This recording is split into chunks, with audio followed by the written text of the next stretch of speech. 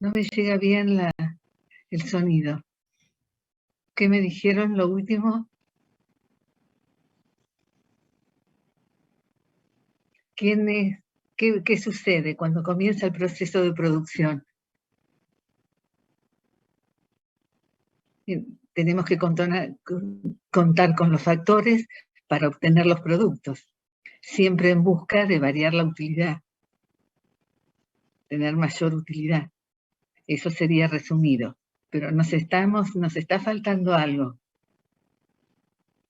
en estos elementos. ¿Qué sería? Que podían ser mediatas o inmediatas. Consumidos por las acciones. Las acciones, perfecto.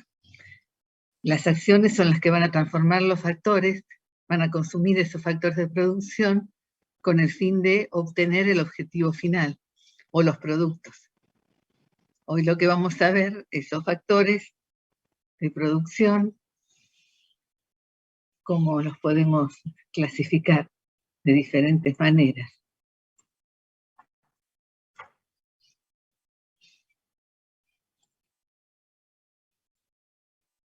Los factores productivos.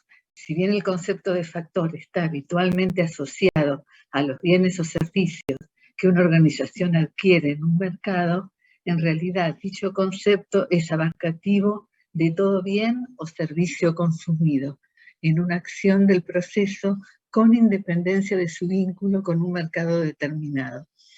En un proceso de producción pueden reconocerse factores externos o factores internos, ¿sí?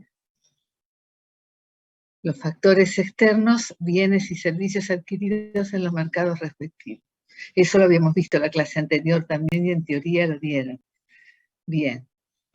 Y después tengo los factores internos, bienes y servicios generados en otras acciones del proceso de producción. Bien.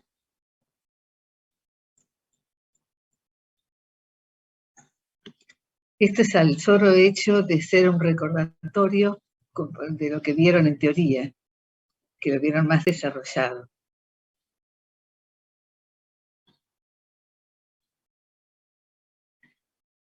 La categorización de los factores productivos es lo que vamos a ver hoy.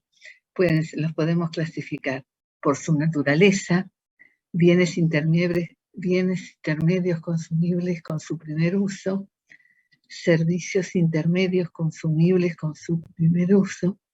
Tanto los bienes intermedios podemos ver como los servicios intermedios, bienes de capital o de consumo diferido, recursos humanos o trabajo, recursos naturales y capital financiero.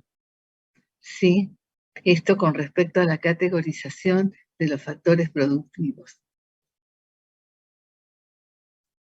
Esto no me quiero extender más porque ya está dado, avanzamos. Entonces, acá no tenemos mucho más para comentar. Para tener elementos y para desarrollar el práctico estamos bien con esto. Bien, vamos entonces directo al práctico. ¿Lo tienen? Bien. Sí, bro.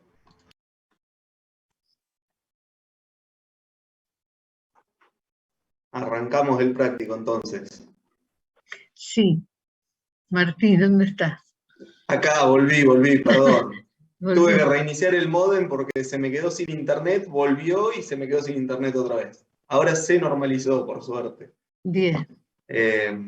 Bueno, de paso también comentarles que Matías nos va a acompañar en las clases, en todas las clases prácticas, así que, bueno, somos 3 todos los jueves. Cualquier consulta también él está a disposición. Y bueno, ahora entonces vamos. Ahí está Matías. Email por las dudas. Dale, genial. Excelente. ¿Escuchaste la noticia, Martín? No sé qué me perdí en el medio de todo. Que 13 personas van a teoría. Pero es una maravilla esto. La verdad que si siguen así, porque son las 13 que están presentes, La cursada va a ser súper dinámica y los prácticos casi que les diría que los van a hacer ustedes. Porque al ser un trabajo práctico integral, todo lo que veamos hoy, ya lo vimos la clase pasada, ya lo vieron en teoría, y le vamos a ir agregando nada más pequeñas cosas o detalles, pero con la base teórica, la realidad es que les va a ir muy bien. Así que bueno, me alegra un montón, porque es la primera vez que por lo menos tenemos todos que van a teoría. Así que bueno, arrancando con el caso práctico, que yo les facilité un poquito a ustedes, porque los factores productivos ya los vimos la clase pasada.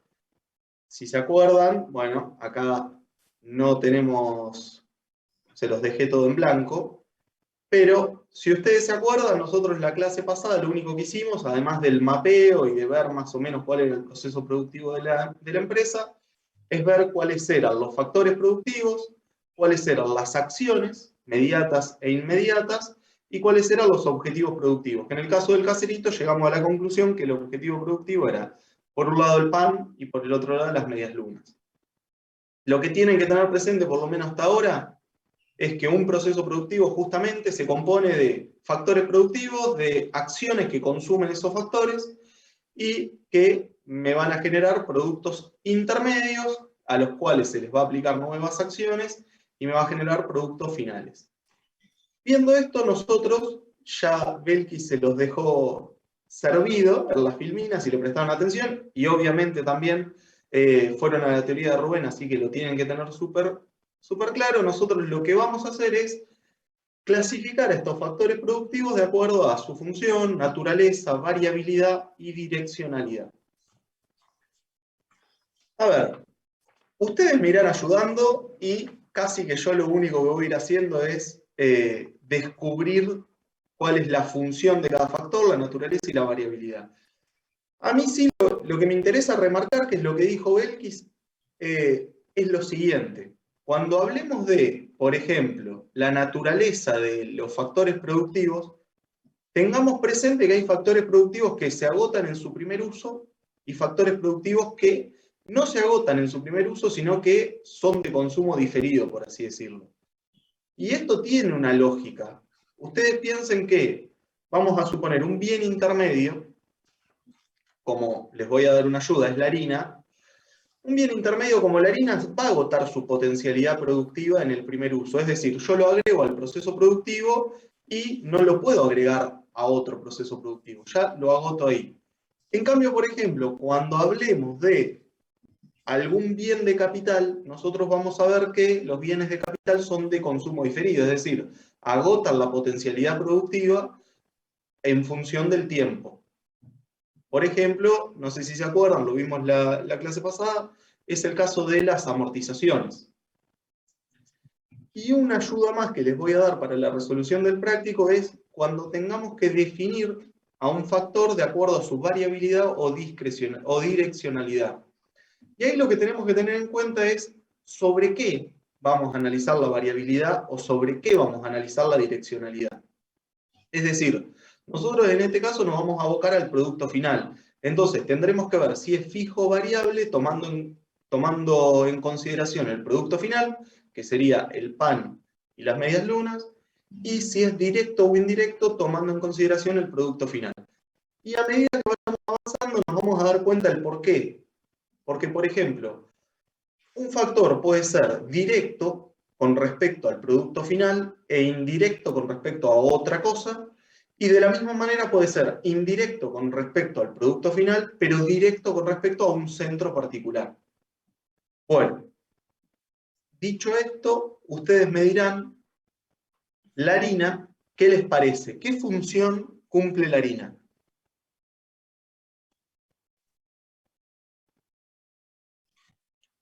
Se encuentra en el área productiva. Se encuentra en el área productiva. Entonces nosotros tenemos producción, comercialización y administración. La harina está claro que se encuentra en el área productiva. La naturaleza, que yo por ahí ya se las dije. Bien intermedio. Bien intermedio, este va a ir fácil, porque casi que lo tienen resuelto. ¿Y la variabilidad es fijo o variable con respecto al producto final?